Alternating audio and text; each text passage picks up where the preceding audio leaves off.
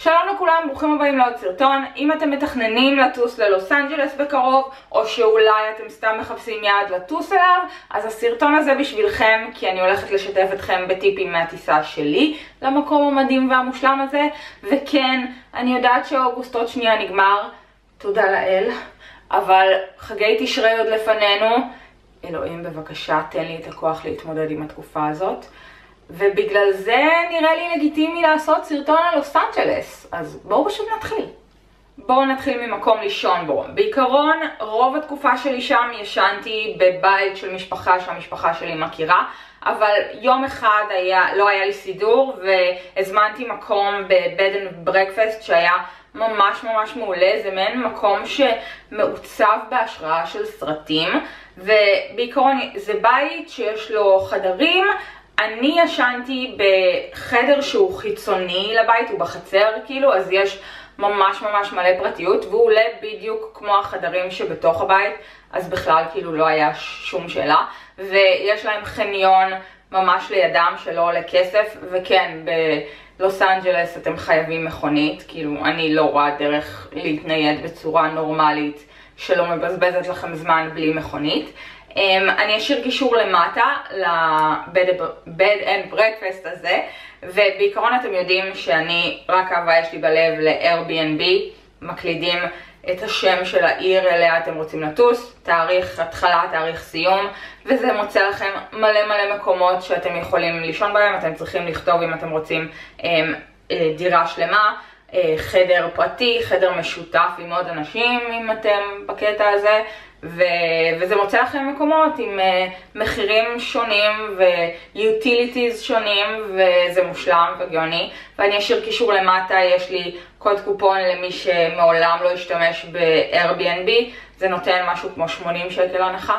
עכשיו בואו נדבר על אטרקציות. הדבר הראשון והכי מושלם שקרה לי שם, ואני מסוגלת לעשות סרטון שלם רק על החוויה הזאת, זה סיור באולפנים של וורנר בראדרס. אם אתם צופים בסדרות כמו בנות גילמור, שקרניות קטנות, המנטליסט, חברים, The Fosters, Heart of Dixie, ובטח יש עוד מלא שלא עולות לי עכשיו בראש, אתם חייבים לעשות את הסיור הזה. זה פשוט... בעיקרון מה שקורה שם, אתם נפגשים במקום אחד ולוקחים אתכם במעין קרונית כזאת לסיבוב בכל האולפנים. אתם רואים את הסטים החיצוניים, לדוגמה הבית של הנה משקרניות קטנות, בחוץ שלו, או של אליסון או של ספנסר, הדיינר של לוק, כל מיני מקומות שראיתם בכל הסדרות שאתם צופים בהם.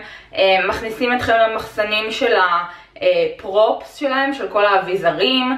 אתם נכנסים גם לאיפה שהם מצלמים סיטקומים, ומכניסים אתכם לאולפן סגור, כאילו לממש איפשהו שמצלמים סדרה מסוימת. טיפ מאוד חשוב זה שעל התחלת הסיור כדאי שתסבירו למדריך שלכם, שאגב לי היה מדריך שממש דומה לצ'אד מייקל מורי, תודה אלוהים, וממש חשוב שתסבירו לו איזו סדרה אתם אוהבים.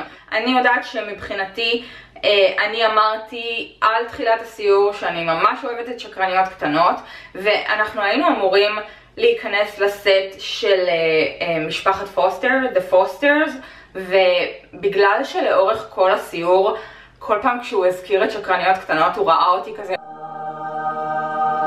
אז בסופו של דבר נכנסנו לסט של שקרניות קטנות, ואני ראיתי את המסדרון של בית הספר ואת הברו אני לא יכולה להסביר לכם כמה זה היה מושלם. ממש קרוב לשם יש את יוניברסל סטודיוס, שבעיקרון כן יש גם באורלנדו וגם בלוס אנג'לס, אז אם ההתלבטות שלכם זה בין שניהם, לכו על זה שבלוס אנג'לס, כי לפחות שם הם לא תקועים איפשהו בשנות ה-90. כמה מתקנים שאני ממש אוהבת ביוניברסל סטודיוס, זה המתקן של הסימפסונס, המתקן של המומיה, והמתקן של ג'ורסיק פארק. גם ביוניברסל סטודיוס יש מעין מתקן שלוקח אתכם באולפנים של יוניברסל.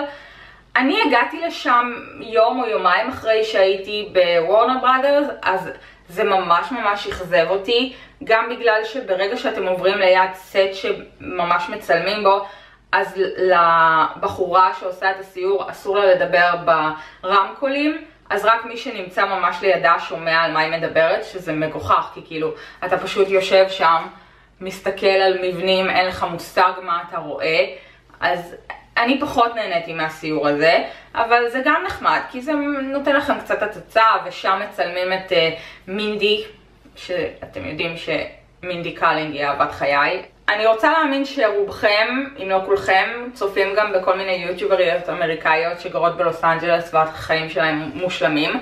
אז יש כמה דברים שאני באתי עם כזה, וואו, אני הולכת לשם ואני הולכת לשם, שהבנות האלה תמיד נמצאות שם, וקצת התאכזבתי, אז עכשיו אנחנו הולכים לדבר על זה, לספר את האמת.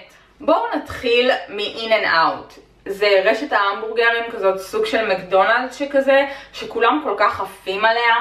אני ממש לא התלהבתי, זה הרגיש לי כאילו הכי גנרי, הכי לא משהו פסיכי שאומייגאד, אני לא מאמינה שאכלתי ב-In and Out. אם כבר, אז עכשיו שייק שק, שזה בעצם רשת ההמבורגרים שיש בניו יורק, הגיע גם ללוס אנג'לס, אז אם אתם כבר הולכים לכזה פסט פוד המבורגר, לכו לשייק שק, אל תלכו ל-In and Out. Earth Cafe. היוטיובריות האמריקאיות פשוט כל הזמן שם, ואני לא מצליחה להבין למה. דבר ראשון, לא היה מבחר בשבילי לפחות לאכול בתפריט שלהם, וגם הזמנתי פיצה או משהו כזה, וזו הייתה הפיצה הכי דוחה שאכלתי בחיי, וכאילו, איך אתם יכולים להרוס פיצה? זאת פיצה. הגרוב, שזה בעצם כזה מתחם של קניות שכזה, גם היוטיובריות האמריקאיות כל הזמן שם. Oh, I'm going to the Grove today. הכי שימום טוטלי, לא יודעת, אולי החנויות שבהן אין קונות, הן לא החנויות שבהן אני קונה, כי לי אין כסף כמו שלהן לקנות כזה במייקל קורס כל יומיים, אבל יש שם את הצ'יזקייק פקטורי, שזה נחמד, אבל מעבר לזה, אם כבר לעשות שופינג, אני נסעתי לאיזה קניון, אני לא זוכרת מה היה השם שלו, הוא היה במרחק חצי שעה נסיעה, כיוון צפונה, אבל אני כן אחפש כדי לרשום, לכתוב למטה בתיבת המידע. זה היה שווה את זה, זה היה קניון ענק עם כל המותגים הנורמטיביים של אנשים נורמטיביים שיכולים לקנות בהם, ואפילו נסעתי לשם פעמיים מרוב שאהבתי אותו, וגם שם היה צ'יזקייק פקטורי. עוד משהו שאני חייבת לנפץ אשליה לגביו זה ה-Walk of Fame, כאילו סדרת הכוכבים. אני נסעתי לשם ממש כזה במחשבה שאני עכשיו הולכת לעבור את כל הרחוב מכיוון אחד לכיוון שני ולהסתכל ולצלם את כל הכוכבים שאני מכירה. אז דבר ראשון, בשלב מסוים אנשים די חזרו על עצמם שם, אני קצת הרגשתי שמרמים אותי, מעבר לזה שאת רוב האנשים לא הכרתי, וזה הרחוב הכי מפוקפק ביקום. מעבר לזה שיש שם הרבה אנשים הומלסים שכאילו ליבי יוצא אליהם, כל הרחוב מלא באנשים שרוצים שתעלו על אוטובוס, שיקח אתכם לראות בתים של כוכבים, כאילו מעניין אותי לצפות בגדר, וכזה דוחפים לך דברים לידיים ופשוט לא נעים. הרגשתי שהמרחב האישי שלי כזה זועק לעזרה. משהו שכן מאוד נהניתי לעשות זה ללכת לתצפת על ההוליווד סיין, ואני חיפשתי באינטרנט ממש איפה אני יכולה לחנות כדי לראות אותו הכי מקרוב, ואני אחפש את ההסבר הזה ואני אשאיר לכם למטה. אתם עולים על גבעה ואתם מגיעים ממש ממש קרוב לשלט. זה היה, לא יודעת, זה מרגיש כזה כמו שאתם הולכים ורואים את מגדל אייפל שם בטרוקדרו, או כמו שאתם רואים את פסל החירות, זה ממש הרגיש ככה, והיה לי ממש ממש כיף. שני דברים שממש רציתי לעשות ולא עשיתי. דבר ראשון, ללכת לדיסנילנד. גם אם הייתם בדיסני וורלד פעם, יש שם שני פארקים ויש שם המון מתקנים שדווקא אין בדיסני וורלד, אז כן שווה ללכת לשם, ויום יבוא וגם אני אהיה שם. והדבר השני, אם הייתי משיגה לזה כרטיס, באמת החופשה שלי הייתה מושלמת, אבל לא השגתי כרטיס, זה ללכת להיות קהל בתוכנית של אלן דג'נרס, שאלן דג'נרס היא מלכה בעיניי. זה לא עולה כסף, כל מה שאתם צריכים לעשות זה להיות עם יד על הדופק בערך חודש לפני, כשכרטיסים מתחילים, כשהם שמים כרטיסים באתר שלהם, ופשוט ללחוץ על התאריך שאתם רוצים, להשאיר את הפרטים שלכם. אני די בטוחה שאתם צריכים להיות מעל 16 או 18, ואז אם אתם מקבלים, אז הם יוצרים איתכם קשר. ולפני שאני מסיימת, לכל אנשי שקרניות קטנות, 2 הערות יש לי להגיד. דבר ראשון, זאת הייתה התגובה שלי כשפייג' פתאום מופיע בפרק. איכה. והפרק הזה ממש גרם לי להתחיל לחשוב שאריה הולכת להתגלות כאחותה של שרלוט. כתבתי על זה אייטם לאתר של ראש אחד, אני אשאיר קישור למטה אם הוא כבר עלה, ואם לא, אז מחר אני אשאיר קישור כשהוא יעלה. תגידו לי למטה מה אתם חושבים. זהו להיום, אני מקווה שנהנתם מהסרטון. אם כן, אני ממש אשמח אם תירשמו לערוץ, ואם תעשו לייק לסרטון. ותגידו לי אם אתם מתכננים לטוס ללוס אנג'לס, או שהייתם ויש לכם איזה שהן המלצות משלכם, תכתבו פה למטה, ואנחנו נתראה בשבוע הבא.